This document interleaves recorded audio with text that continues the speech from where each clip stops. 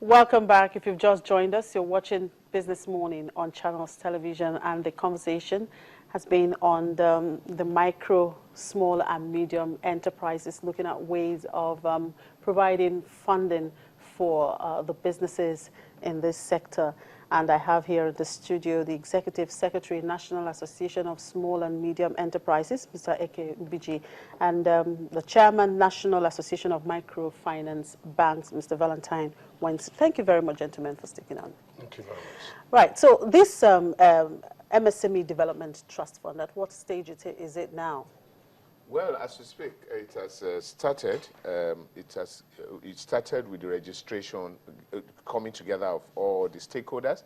Then we've done the registration at CAC of all these companies. They are duly registered. And notice has also been sent to CBN. But what we sent to CBN, basically, like my colleague said, is that we're asking for a seed fund for us to kickstart this. And it's not only CBN fund that this trust fund is meant for. Now, but before this fund was registered, did you duly inform the CBN? Did you carry the CBN along before registering it? The promoters actually did that. The promoters did that. Okay, so has the Because CBN... if you need CBN intervention, if you need to collaborate with CBN, if you need to do anything with CBN, you have to let them know, even during the process of registration. So if they don't give you approval for that wholesale lending, which is the MSME microfinance, is a microfinance bank that metamorphosed to that. So you must get CBN approval before you can do anything. You can't just go on air or start anything without it. Now, this 50 billion fraction you're asking from this 220, what response are you getting from CBN, Mr. Ike? Currently, no response yet, to the best of my knowledge. But that does not mean that it's foreclosed. Yeah, that does not mean that it's foreclosed. You see, stakeholders came together and agreed this is what we're going to do, and CBN has been duly informed. But it also takes a process for CBN to respond. We are not saying that they've said no. All right. So I've stopped there. Okay. Now, we have seen different initiatives, come on board towards developing the SMEs. We've seen the SMEs fund, Sure. and we saw how it went. And then, of course, the recent one, the 220 billion there, and then there seem to be some issues with it again. Sure. And then you want to come up with this again. Okay. Yeah, thank you very much for that question, Chimbeze. The issue is that it's good you went down the memory lane to mention the various interventions, starting from the SMILE scheme. You know what the SMILE scheme came up with? PET, the way it was run, and then Soludo's administration stopped it. Then after that, there have been a series of interventions, the refinancing scheme, and so on and so forth. But the issue is this, that these funds have not really touched down those that really need it. You understand? That's the key. That's the kernel of the issue. So now we say, okay, the stakeholders now decided to say, look, instead of waiting for this intervention here and there, and we are not feeling the impact, let the stakeholders come together. You're talking about 60 million people, representatives of various stakeholders.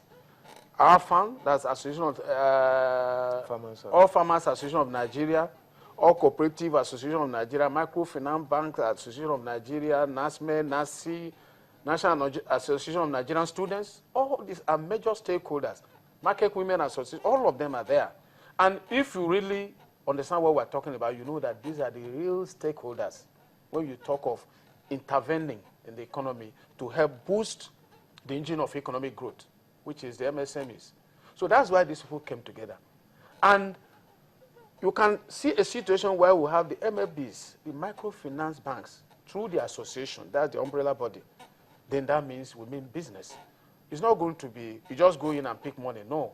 But the MFBs they feel the pinch of what these stakeholders are feeling.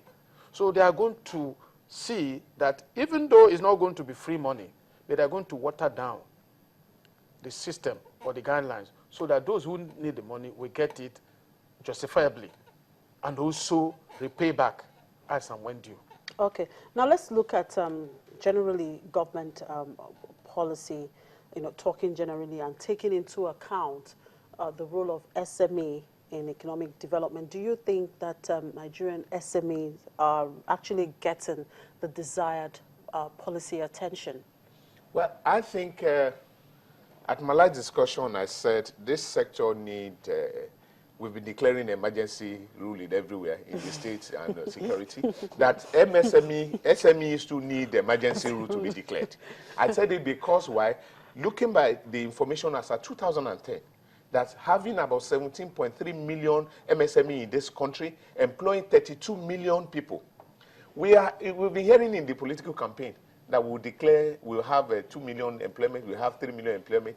All that we need to do is to go back to these 17 million SMEs and just fund them, and then you will see what will happen. Let them employ only one person, then you can have 17 million employment generated in a month.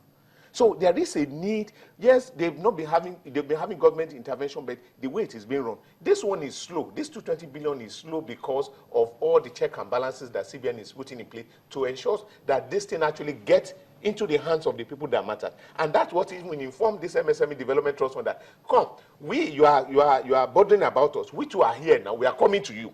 What can you do for us? And that's exactly. CBN initiative is very good. Policy trust in this country is just that we have too much policies somersaulting against each other. But this one, what we are saying is that this 220 billion will succeed with partnership and collaboration with MSME Development Trust Fund, with the proper disbursement through MFBs, the state government. Now, I even thank CBN because CBN did not even give money to state government directly as it is. Now, they route the money. The state government will appoint an SPV. SPV will now nominate those microfinance banks through whom they want to disburse, and CBN will disburse directly to them. So actually we are getting to where we are going. And I believe that this 220 billion will work. Thank you, Mr. Obiji. You were itching to say something. No, what I'm trying to say is just an addition to what he has said. I think he has made a valid point.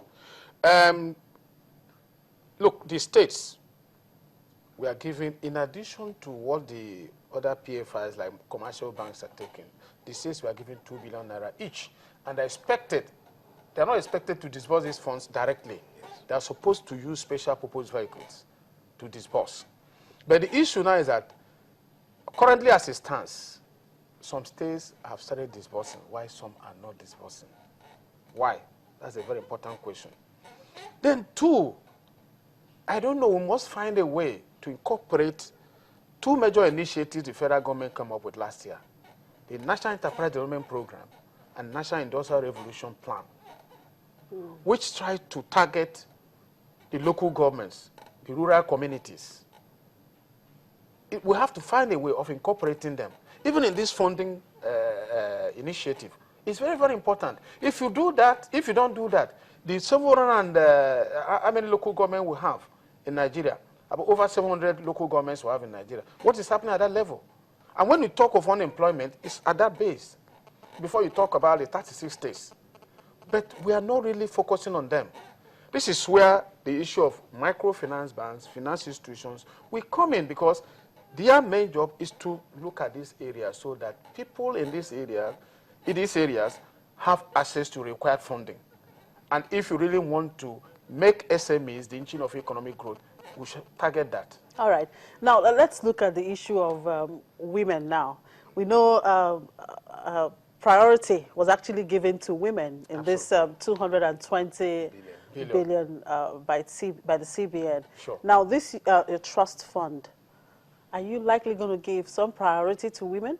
Absolutely. Of course. If you look at the paper on that, it stresses so much on financial inclusion.